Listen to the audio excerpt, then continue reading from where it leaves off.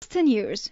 The Coalition for Accountability and Integrity Aman has been developing its report on integrity and combating corruption.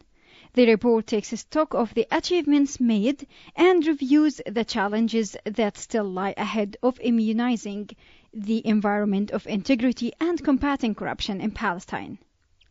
Monitored from multiple sources, relevant information and variables are analyzed by the report team with a view to presenting findings and recommendations to stakeholders. According to the report on integrity and combating corruption, 2017 marked a negative environment that continued to affect structures and functions of the Palestinian National Authority (PNA) and heightened challenges to consolidating the national integrity system (NIS). The Israeli occupation and its aggressive policies continued unabated. Combined with a disrupted national reconciliation effort, the internal Palestinian political divide continued to reflect on Palestinian citizen lives. The situation was further compounded by an ongoing policy of reduced international funding and aid to the PNA. The roles of the Palestinian Legislative Council (PLC) and Judicial Authority declined further. Control of and accountability for public finance management and public administration deteriorated. Sector strategies and the national policy agenda announced by the government were implemented reluctantly and at a rather slow pace. Adopting an inward-looking approach, the government inadequately involved civil society organizations, reflecting a hesitant political will to combat corruption. These and other conditions have led to a further deterioration in citizens' economic situation, particularly in the Gaza Strip. The end result was the prevalence of corruption in food supplies, medicine, and competition for jobs. Positive indicators. In spite of a continued unfavorable environment for combating corruption, 2017 saw some positive practices. For example, the government released the 2017-2022 National Policy Agenda, putting citizens first as an official document, which emphasizes the promotion accountability and transparency in rationalizing public finance management and public administration. The accountability system marked improvement in some aspects. Most notably, although Hamas disrupted them in the Gaza Strip, local elections were held in the West Bank. In Gaza, the public prosecution published the procedure manual for the complaint department staff to regulate the receipt of complaints from the public. The NIS also saw some improvement. The General Personnel Council (GPC) developed the 2017-2022 National Strategic Plan of Civil Service, finalized job description cards of a number of public positions, and identified sensitive positions which required a constant job rotation. In regard of the principles of transparency, some government websites show improvement, presenting more transparent content, access to information, and public service delivery. It appeared that most line ministries in the West Bank and Gaza had accessible websites in Arabic. Improvements seen in public finance management included launch of the unified portal for social assistance. Avoiding duplicity, the portal aims at distributing assistance to a maximum number of needy and poor households. Challenges. Notwithstanding the improvement in some practices and processes, numerous challenges continued to embed a fully operational NIS. Some challenges were an extension from previous years. For example, the Comprehensive National Plan for Combating Corruption and Detailed Rationalization and Austerity Plan have not been adopted. In addition to local elections in Gaza, presidential and legislative elections have not been held in both the West Bank and the Gaza Strip. Continued inaction of the PLC has been compounded by a declining role of the Judicial Authority. Although the President had passed a decree on establishment of the National Committee for Enhancement of the Justice Sector, a key challenge to the judiciary and legislative sectors still lied in an incomplete reforms. Besides continued disorder, laws by decrees were hastily enacted in the absence of the PLC. These were partly passed in the context of the Fatah-Hamas political rivalries or by reason of personal interest interference by certain executive officials. Formal regulations and practices also restricted and curbed the media role in the accountability process. Deficient accountability system manifested in the lack of complaints unit. Towards the end of 2017, complaint handling mechanisms were not developed on websites of the Ministry of Finance and Planning, MOFB, and Ministry of Foreign Affairs and Expatriates. Additionally, the MOFB did not publish periodic financial reports. In particular, the Ministry did not provide the final account of the 2014 and 2015 general budgets, negatively reflecting on effective accountability for actual expenditures and obstructing validation of compliance with operative budget laws. Senior appointments continued to lack transparency and fair competition, neglecting the principle of equal opportunities. Employment vacancies were not advertised in newspapers. Recruitment competitions were not held and job description cards were not finalized. Appointments were not overseen by independent official bodies in both the West Bank and the Gaza Strip. Continued failure to set employment grades and determine the salaries of honoraria of chairs of non-ministerial government bodies resulted in a widening wage gap. Some chairs' salaries and honoraria were higher than those earned by the President of the State of Palestine. Placed on the public payroll, the phenomena of staff appointed to serve Palestinian factions, national figures, or non-governmental organizations or societies continued to exist. In a context of inadequate integrity and transparency in the civil service, some fixed-term contract staff enjoyed privileged and high salaries in violation of the contract law. These payments were incommensurate to the average wage bill in Palestine.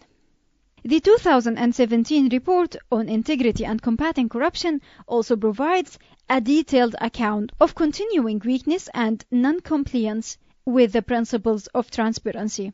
This is triggered by a weak political will to openness to society. For example, the Prime Minister's office refused to sign the transparency pledge developed by the Coalition of International Non-Governmental Organizations. The pledge stresses the need that the government be transparent in the periodic review of compliance with the United Nations Convention Against Corruption, UNCAC. The civil society will also be engaged in the review process. A key challenge to the principles of transparency was posed by failure to pass the law on the right of access to information and National Archive law. Access to public agreements signed on behalf of Palestinians continued to be denied. Some information and decisions were blocked or not published timely.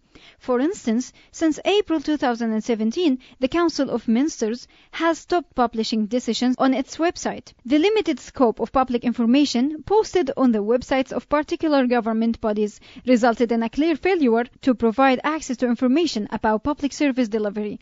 This includes the Ministry of Jerusalem Affairs, which does not have a website. In the Gaza Strip, the majority of line ministers did not publish annual reports and strategic plans.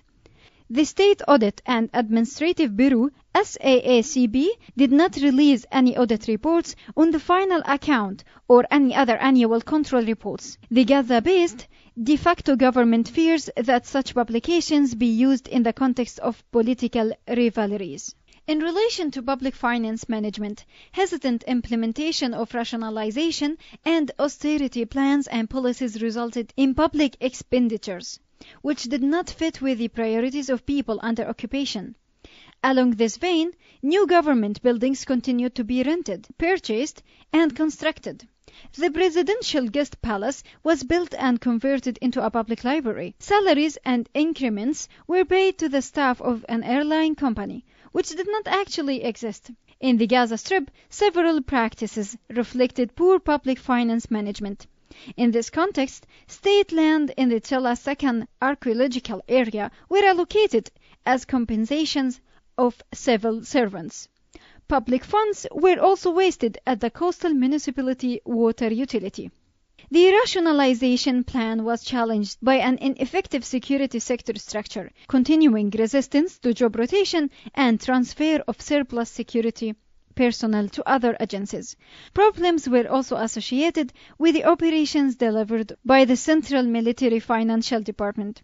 In regard of corruption cases, towards the 6th of December 2017, the Palestinian Anti-Corruption Commission (PACC) received a total of 430 communications and complaints. Of these, the anti-corruption prosecution followed up with 38 cases, or 9% of all cases fell to the PACC. The anti-corruption prosecution remitted 21 cases to the Corruption Crimes Court, which disposed 42 pending cases from previous years. The 2017 report on integrity and combating corruption monitored corruption cases throughout 2017. These included customs exemptions granted to executive officials in contrariety with the law and as a form of nepotism for close political confidence. A formal complaint was lodged to the Attorney General on suspicions of financial and administrative corruption, which involved the sale of land belonging to the Greek Orthodox Church. Widespread corruption practices also continued to be reported on the Gaza crossings. In addition to a suspicion of corruption at the Palestinian General Federation of Trade Unions, misappropriation cases were reported to have taken place at civil society organizations.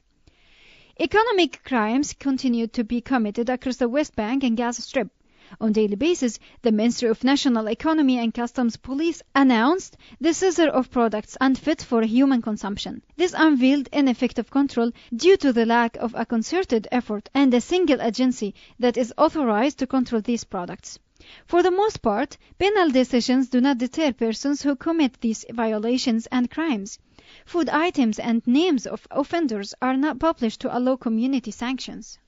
The 2017 report on integrity and combating corruption highlighted particular issues that merit immediate attention, including weak oversight of and accountability for public services delivered by the private sector, such as the inadequate roles of the Palestinian Electricity Regulatory Council and Water Sector Regulatory Council. Also, the Telecommunications Regulatory Commission has not been established.